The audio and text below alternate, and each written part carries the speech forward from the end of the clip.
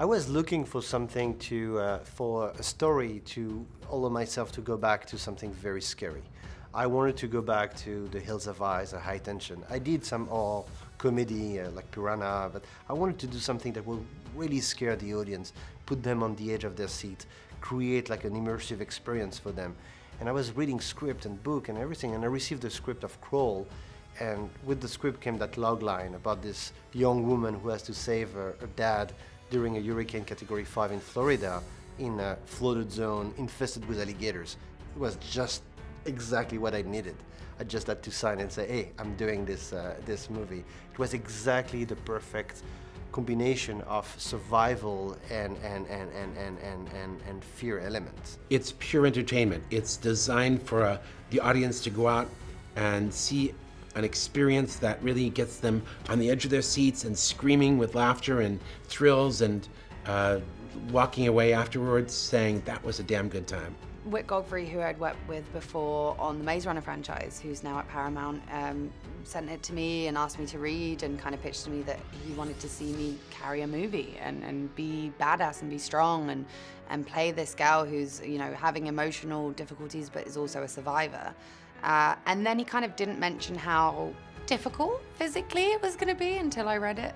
I remember reading it the first time and thinking, oh my gosh, this will be the hardest job I've ever done.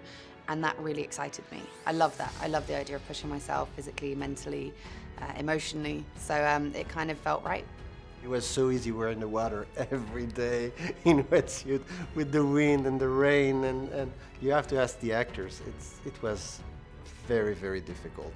You know, when you make a survival movie, you're supposed to make a survival movie in the movie. Here it was really a survival movie to make the movie as well. So it was very difficult, it was very hard. I definitely learned a lot from my previous movies that has all this element, the water and, you know, like shooting in this kind of condition. I kind of forgot how difficult it was. So it was kind of taking me back to, what I was thinking when I was writing that scene in the middle of the night in my very warm and comfortable place. And then that was, you know, then you enjoy it so much, and I'm sure we'll go back again. And it's one thing swimming in a lovely swimming pool in an Olympic-sized arena. It's another thing swimming in a tank in Serbia with 25 crew members who've probably been peeing in it all day.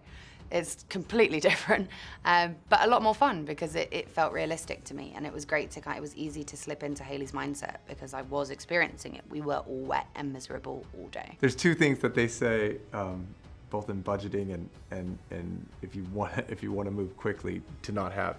You're not supposed to have kids. We had kids.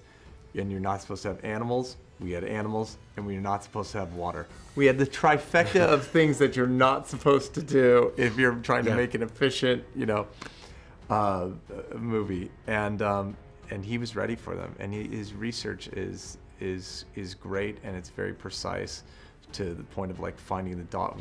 We found the dog in Hungary, and it was trained well, and it was the animal wranglers were fantastic.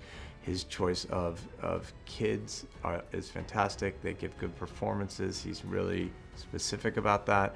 And the water was a research thing for all of us, and we learned a ton about water. He knew a good amount from doing Piranha.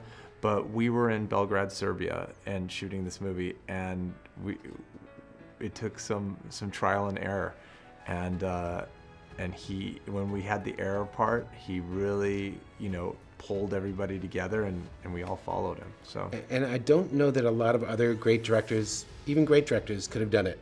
It took his experience of learning how to craft the tension through hot tension, and the experience mechanically of dealing with vast quantities of water, flood tanks, understanding how to light underwater, what shots are effective, how to move a crew through a water experience, obviously through Piranha, and maybe a movie like Horns taught him, working with great actors, how to get those subtle performances. And we really needed all of those directors in one. And I think it took till now to... Crawl, there's an alligator over there. It was so nice to go back and do a proper, straightforward horror movie. I really feel and realize it's my DNA. I have the same pleasure making those movies than waiting behind a door and scare someone. So it's just fun. I'm terrible. I jump, I scream. My husband gets very annoyed with me because I ruin movies, because I then panic and can't breathe for the next hour. But I actually saw it with him recently, and he had so much fun watching it. It was fun seeing him enjoy it. It's the first time I've had that experience. And I think that's why, people need to go see this in the cinema with a big group, because you're all going to have that kind of shared experience.